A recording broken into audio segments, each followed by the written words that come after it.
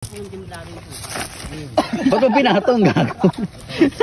Pinatong gago. Ang init ka Ang init eh. So yun mga boss, kahit nga wala tayong tulog, magna-nature trip tayo.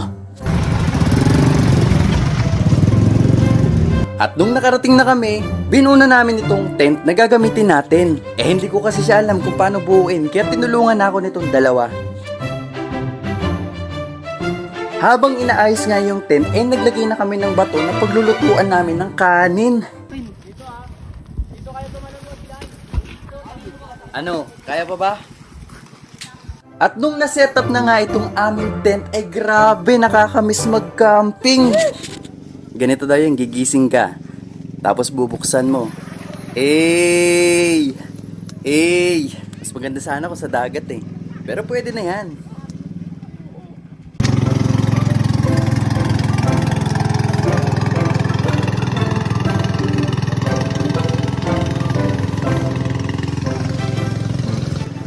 Ayun oh, nakapagpausok na oh. Pwede na tayo magluto ng kanin.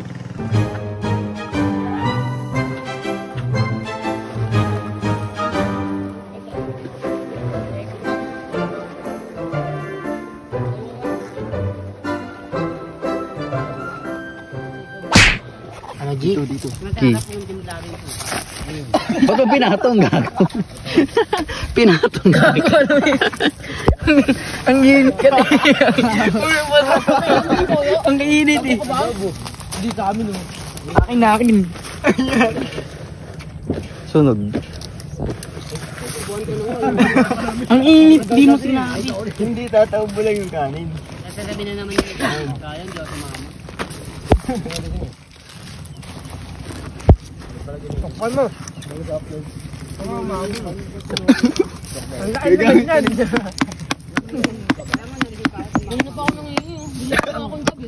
Wait lang, linisin niyo yung kakainan natin. Gagi, tumaan yung ano, yung uling. Uling. Alam mo, akin. Yung bato, mangunguya natin yun eh. Pait niyan, uling. Ito, pwede ko dito. Hindi, okay lang, dito na lang. Ako. Kaya lang, nababati ito sa tayo.